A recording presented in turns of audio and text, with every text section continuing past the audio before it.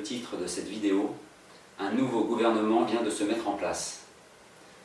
Rappelant la Déclaration universelle des droits de l'homme et du citoyen qui reconnaît l'insurrection populaire contre un pouvoir oppressif, tyrannique et despotique comme un devoir. Ce devoir d'insurrection est matérialisé par ce nouveau gouvernement qui remplacera l'ensemble des politiciens actuels dès le 14 juillet prochain. Une telle annonce exige des explications précises. Merci d'accorder toute votre attention aux intervenants qui vont maintenant vous les présenter. Je suis Duarte Montero, l'un des porte-parole du Conseil national de transition. Bonjour, je m'appelle Laure Ferragut et je suis le porte-parole du Conseil national de transition. Rappelant que le 29 mai 2005, le peuple français s'est prononcé par référendum à près de 55% contre le traité constitutionnel européen, que pourtant des dirigeants l'ont au contraire ouvertement bafoué en imposant ce traité de manière scélérate sous le nom de traité de Lisbonne, malgré le refus clair et précis des citoyens.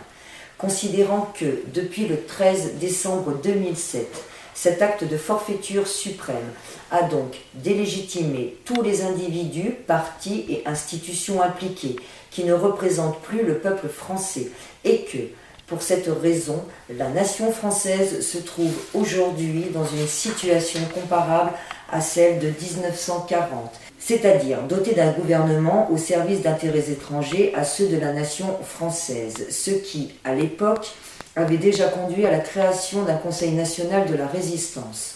Considérant que cette trahison du peuple français a été systématiquement aggravée au cours des années qui suivirent par des choix scélérats et de véritables infamies envers la nation sur au moins 4 aspects fondamentaux de sa souveraineté, à savoir d'abord sa force économique, par la vente injustifiée aux plus mauvaises conditions du marché et au pire moment d'une part importante de ses réserves d'or, garantie d'une stabilité monétaire, de ses industries stratégiques et de ses richesses nationales. Ensuite, sa force armée, en la mettant sous le haut commandement de l'OTAN et au service inadmissible car incontrôlable de puissances étrangères. Et encore, son indépendance législative, en faisant supporter à toutes les activités économiques et sociales françaises des normes établies par une Union européenne que les Français ont majoritairement et démocratiquement refusées. Et enfin, ses libertés publiques et ses droits privés inaliénables, en bafouant la Déclaration universelle des droits de l'homme et du citoyen, qui est pourtant l'un des 3 textes visés par le préambule de la Constitution française du 4 octobre 1958, à la valeur constitutionnelle confirmée par le Conseil constitutionnel français depuis 1971. Dispositions qui font donc partie du droit positif français qui la place au plus haut niveau de la hiérarchie des normes en France. Or, cette proclamation solennelle est, en vigueur, rappelle, garantit et protège les droits naturels constatés et imprescriptibles. Ces droits étant la liberté, la propriété, la sûreté et la résistance à l'oppression.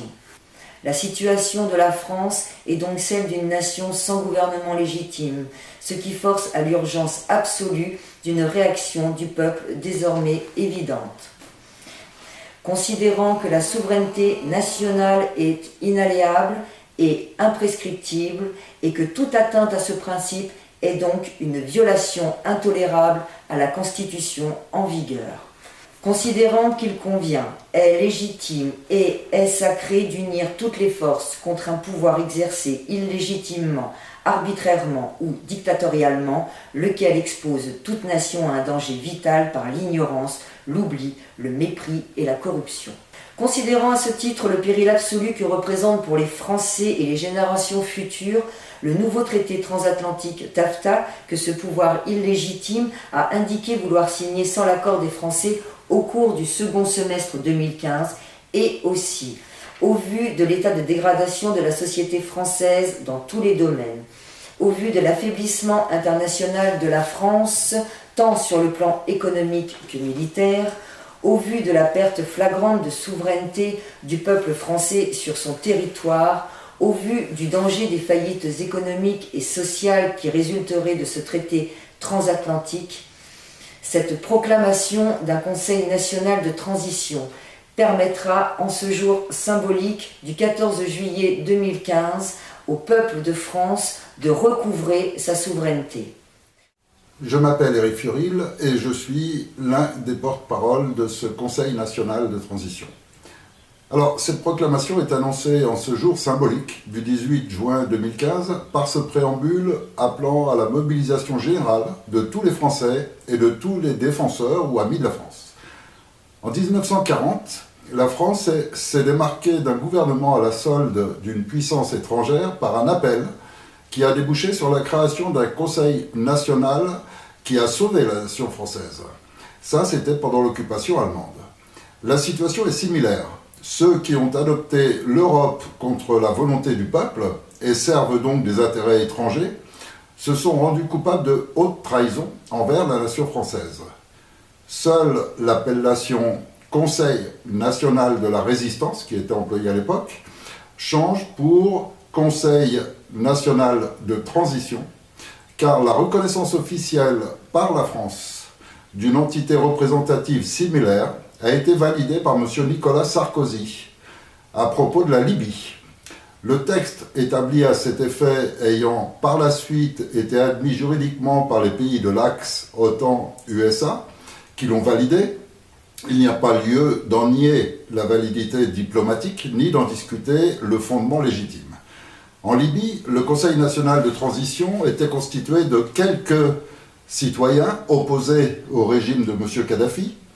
Au Yémen, il s'est constitué par 551 citoyens qui remplacent l'ensemble du gouvernement et du Parlement. Dans le cas de la France, en cours de constitution définitive, il sera composé de 2000 membres destinés à se substituer à titre provisoire à l'ensemble du gouvernement et du Parlement déchus par la France. Il prendra ses fonctions officielles le 14 juillet 2015. En conséquence, à compter de ce jour, 18 juin 2015, de la proclamation, aucune loi, décret, traité ou accord signé par le gouvernement imposteur n'aurait la moindre validité. Le Conseil national de transition annonce se préparer à être la seule autorité légitime de la France dès la fin du défilé symbolique des troupes françaises le 14 juillet 2015. Ce Conseil national de transition exercera cette autorité jusqu'à la décision du peuple français quant à son mode de gouvernance et le choix de ses institutions.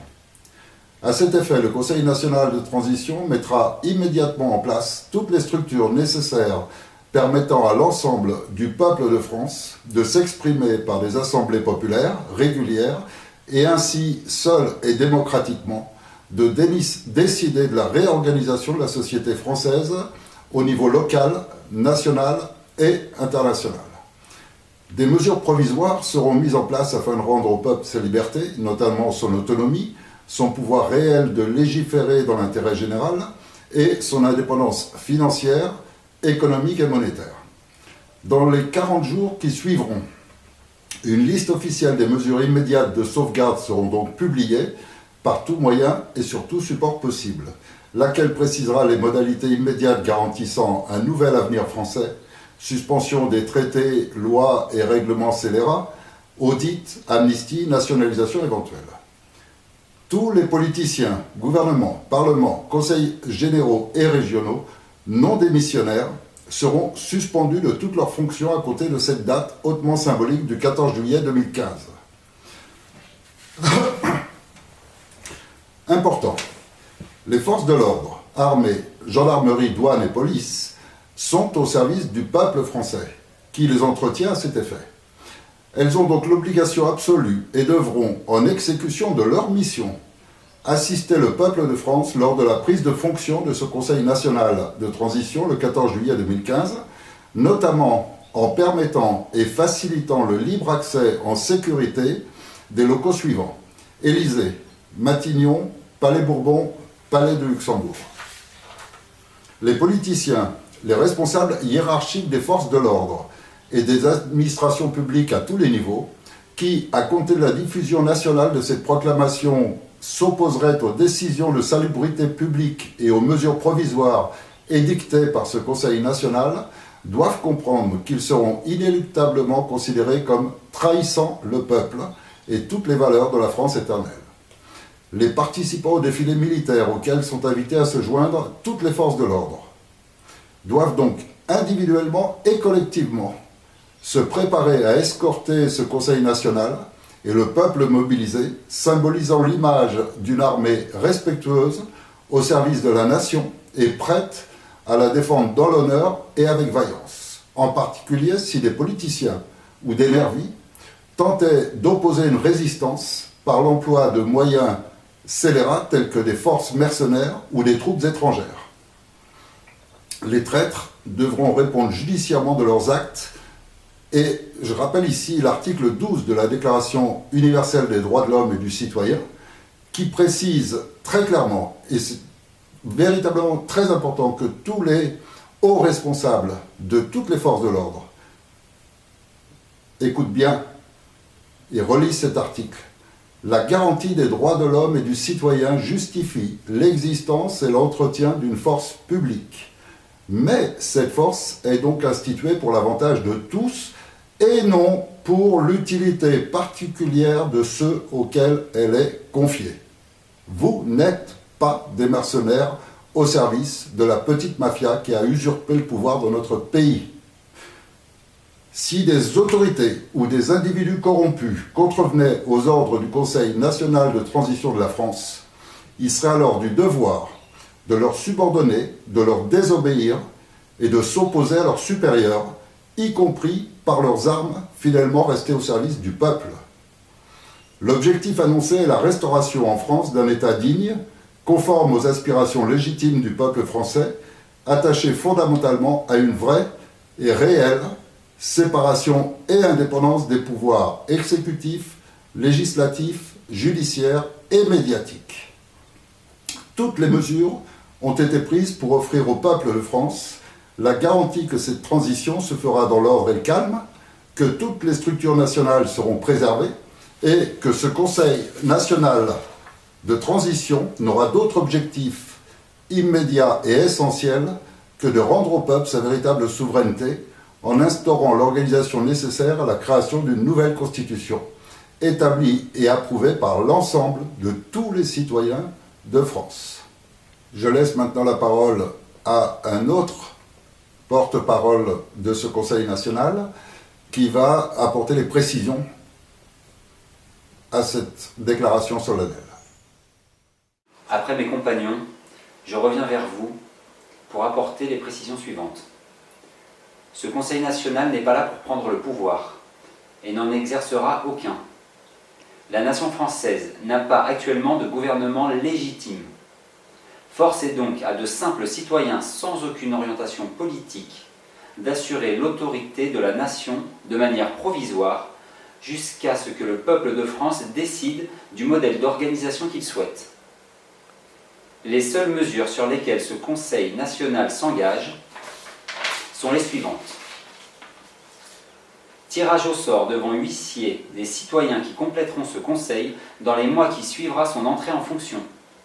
Ce tirage s'effectuera à partir d'une liste ouverte à tous ceux qui se porteront volontaires, pourvu qu'ils soient âgés au minimum de 14 ans à la date du tirage.